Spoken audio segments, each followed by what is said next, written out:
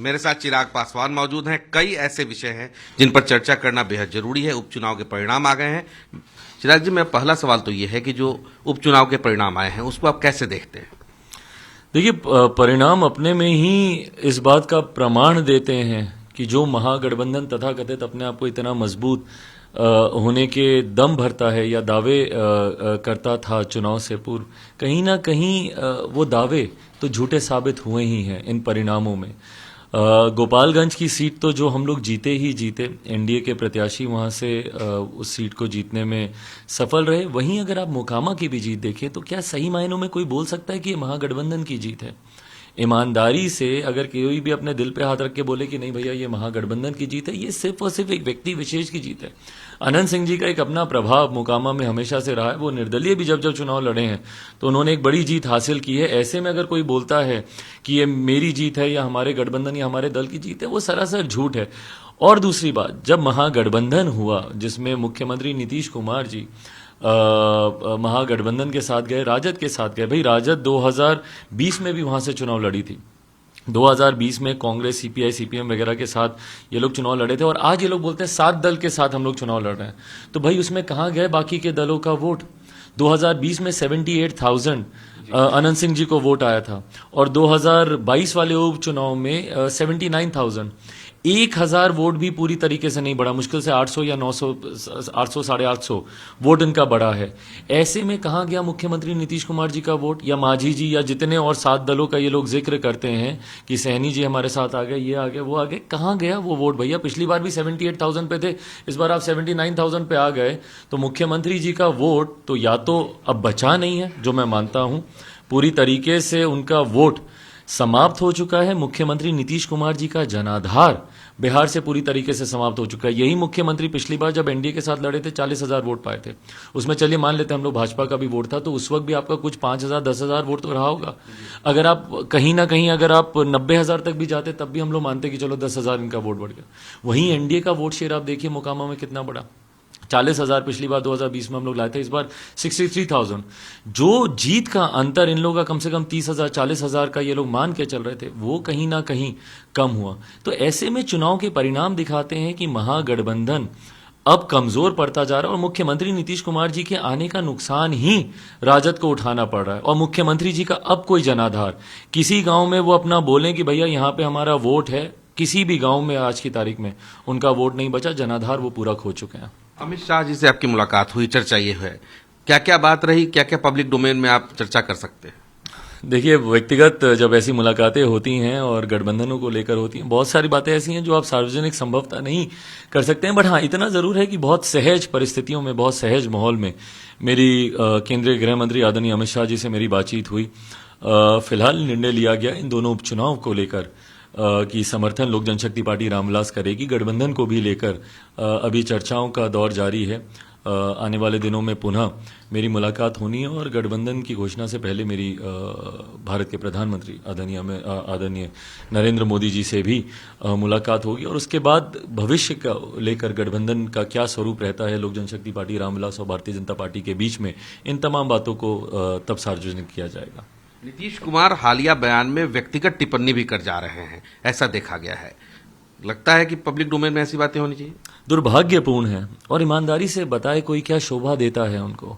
हाल फिलहाल के दिनों में उन्होंने जिस तरीके से मेरे बारे में, और मेरे बारे में ही नहीं, मेरे पिता के बारे में, जो आज की तारीख में इस दुनिया में नहीं है, उनको लेकर, उनके संबंध को लेकर जिस तरीके से व्यक्तिगत टिप्पणियां उनके द्वारा की गई, क्या ईमानदारी से ये एक मुख्यमंत्री के पद को शोभा देता है? उनके व्यक्तित्व को शोभा देता है क्या इस तरीके की बातें करना? पिछले 16-17 साल से मेरे मुख्यमंत्री रहे हैं और मैं उनकी नीतियों से भले मैं सहमत नहीं रहूं, पर हैं तो मेरे मुख्यमंत्री। आज की भी तारीख में बिहारी होने के नाते अगर मैं किसी को लुकअप टू करूंगा तो वो मेरे मुख्यमंत्री ही होंगे। उन्हीं के पास मैं संरक्षण के लिए जाऊंगा, उन्हीं के पास मैं अपनी समस्याओं को लेकर जाऊंगा। ऐसे में एक मुख्यमंत्री का इतने नीचे स्तर पर जाकर ऐसी व्यक्तिगत टिप्पणियां करना, इस तरीके की बातें करना, मुझे लगता है कि ना ये एक मुख्यमंत्री पद को शोभा देता है, ना उनके व्यक्तित्व की गरिमा को इस तरीके की बातें करना शोभा देता है। आप अलायंस में भाजपा के साथ अगर जाते हैं तो अमित शाह से भेंट हुई होगी, तमाम चर्चाएं हुई होंगी, तो आपका मुख्य एजेंडा उसके अंदर क्या रहेगा? सीट तो रहेगा ही रहेगा, साथ में और भी चीजें रहेंगी?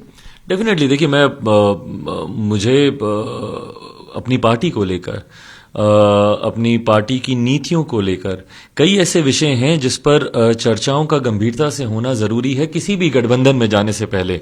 इससे पहले जब हम लोग यूपीए के साथ भी थे उस वक्त भी पार्टी की नीतियों को लेकर पार्टी के सिद्धांतों को लेकर चर्चा हुई। 2014 में एनडीए गठबंधन का हिस्सा बनने से पूर्व उस वक्त के राष्ट्रीय अध्यक्ष भारतीय जनता पार्टी के आदरणीय राजनाथ सिंह जी से लंबे दौर तक की इस तरीके की बैठकें हुई, बातचीत हुई।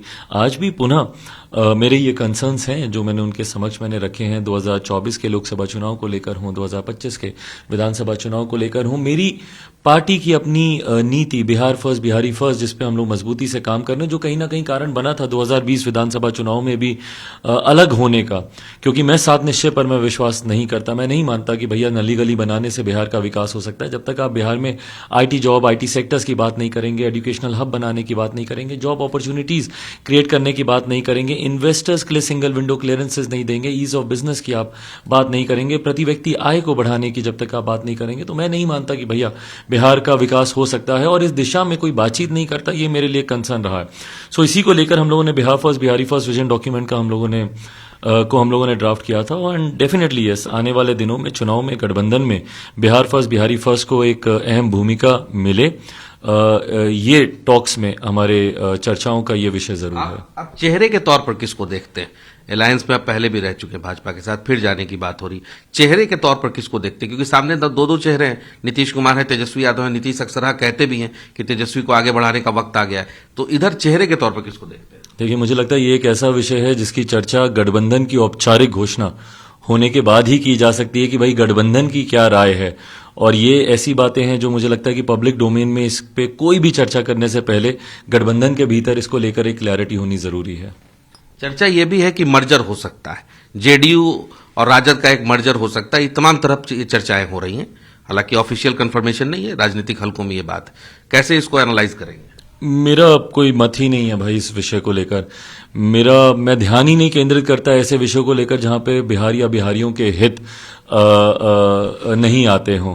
ये एक ऐसी चर्चा है जहां पे दो ऐसे राजनीतिक दल अपने अपने स्वार्थों को लेकर मर्जर्स की बात कर रहे हैं या गठबंधन की बात कर रहे हैं। 2022 में जिस तरीके से महागठबंधन बना, जनता दल यूनाइटेड वापस से राजद के साथ गई, वो बिहारियों के विकास के लिए तो नहीं हुआ ना वो फैसला सिर्फ और सिर्फ व्यक्तिगत हित या एक गठबंधन या एक दल के हित को साधने के लिए किया गया। मुख्यमंत्री जी को मुख्यमंत्री बने रहना था क्योंकि उनको इस बात की चिंता थी कि संभवतः भारतीय जनता पार्टी अपने किसी नेता को मुख्यमंत्री बना सकती है उनको हटाकर, क्योंकि वो तीसरे नंबर की पार्टी बन चुके थे। इस डर से वो दूसरे दल की तरफ गए और दूसरे दल ने भी उनको इसीलिए अपने साथ रखा, राजद, क्योंकि एक लंबे समय से वो सत्ता से बाहर थे, सत्ता का सुख भोगने के लिए राजद ने भी उन्हें अपने साथ लिया। पर इसमें कहीं भी बिहार या बिहारियों की चिंता तो नहीं थी। ऐसा तो नहीं था कि कोई लॉन्ग पेंडिंग मैटर्स थे या इश्यूज थे, वो तभी पूरे हो सकते थे जब ये दोनों दल एक साथ आए।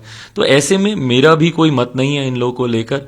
पर हाँ, चिंता जनता दल यूनाइटेड के नेताओं को जरूर होनी चाहिए जब मुख्यमंत्री नीतीश कुमार किसी दूसरे दल के नेता को अपना उत्तराधिकारी सार्वजनिक तौर पर घोषित करने का काम करते हैं। ये दर्शाता है कि मुख्यमंत्री जी के बाद जनता दल यूनाइटेड का कोई अस्तित्व नहीं है और ये मुख्यमंत्री स्वयं मानते हैं कि उनकी पार्टी का कोई नेता ऐसा नहीं है जो उनकी सोच को उनके बाद आगे लेकर जा सके। तो ऐसे में ये चिंता ज्यादा जनता दल यूनाइटेड के नेताओं के लिए, और ये मेरा प्रश्न भी बनता है भाई उनसे कि क्या वो दूसरे दल के नेता को इतनी सहजता से स्वीकारेंगे जब उनकी पार्टी के मुख्यमंत्री इस बात की घोषणा सार्वजनिक तौर पर करते हैं। कहीं ना कहीं जनता दल के अस्तित्व को मिटाने का यह प्रश्न खड़ा होता है। बस मेरे दो सवाल हैं, छोटे छोटे सवाल। एक सवाल तो मेरा यह है कि अब पॉलिटिकल जो पूरा हम लोग जो चर्चा कर रहे हैं उसको, उसकी दिशा जरा बदलते हैं कि बिहार में शराबबंदी है, शराबबंदी को कैसे देखते हैं? क्योंकि तरह तरह चर्चाएं होती हैं कि शराब अवेलेबल है, लोग ऐसे पब्लिक प्लेटफॉर्म में भी कहते हैं, लेकिन सरकार तमाम तरह के कदम उठा भी रही है। शराबबंदी भाई पहली बात तो बिहार में है नहीं, और इस बात को मैं दावे के साथ आज की तारीख में इसलिए कह सकता हूं क्योंकि बिहार के हर एक गांव मैं घूमने का मैं काम कर रहा हूं और जहां जहां पे भी मैं जा रहा हूं वहां के ग्रामीण ही इस बात को खुलकर बताते हैं कि भैया यहाँ पे जहरीली शराब बनती है या यहाँ पे शराब बिकती है। तो जब ये बात ग्रामीणों को पता है तो क्या स्थानीय प्रशासन को ये बात नहीं पता होगी? आज की तारीख में तस्कर खड़े कर दिए गए हैं, शराबबंदी के नाम पर, जो कि सीमावर्ती क्षेत्रों से दूसरे राज्यों से शराब का आयात करते हैं, शराब को हमारे प्रदेश में लेकर आते हैं, और तो और एक व्यवसाय खड़ा हो गया है जहरीली शराब के निर्माण को लेकर।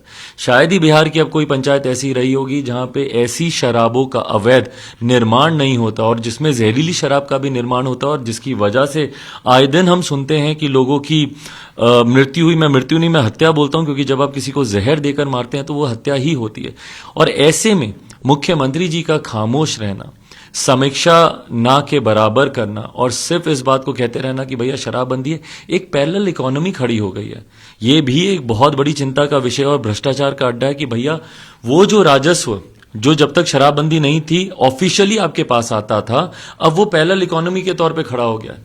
तो भैया जो शराब तो बिक रही है आज की तारीख में, इसमें तो कहीं कोई संदेह नहीं है, बल्कि होम डिलीवरी हो रही है शराब की।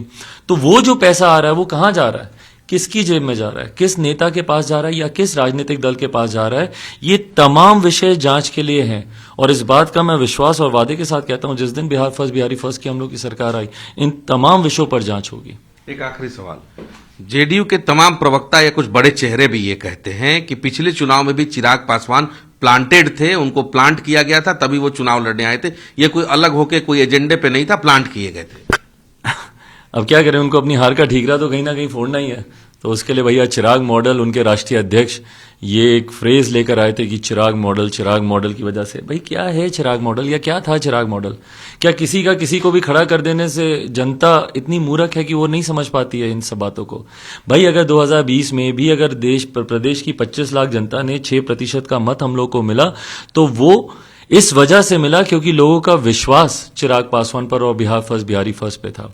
अगर आप चिराग मॉडल की बात करते हैं तो चिराग मॉडल प्रतीक है जन भावनाओं का, चिराग मॉडल रिफ्लेक्शन है जनता की भावनाओं का, और लोग जुड़ते हैं उन विषयों के साथ, इसीलिए वो चिराग पासवान का वो समर्थन करते हैं। उससे नुकसान अगर आपको होता है तो इसका ठीकरा किसी दूसरे पे फोड़ने की बजाय बहुत बेहतर होगा कि जनता दल यूनाइटेड आत्ममंथन करे और समझे कि भैया 17 साल मुख्यमंत्री रहने के बावजूद क्या ऐसे कारण हैं कि आज की तारीख में जनता में इतना आक्रोश है। क्या उनके नेता ईमानदारी से कहीं पे भी जाकर प्रचार कर सकते हैं, बात कर सकते हैं? कितनी जगह इन लोगों को विरोध का सामना करना पड़ता है। जन आक्रोश का सामना मुख्यमंत्री नीतीश कुमार जी को स्वयं करना पड़ा, और कई जगह तो हिंसक तरीके से हुआ। मैं इसका समर्थन बिल्कुल नहीं करता हूं, पर कहीं ना कहीं आक्रोश तो इतना ज्यादा बढ़ा कि लोग हिंसा का उपयोग कर रहे हैं मुख्यमंत्री जी को अपनी बातें पहुंचाने के लिए। शुक्रिया हमसे बात करने के लिए। चिराग पासवान थे, जिनसे अलग अलग विषयों पर हमने खुल के बातचीत की। मेरे सहयोगी कैमरा पर्सन राजेश के साथ मैं स्वप्निल, जी मीडिया, पटना।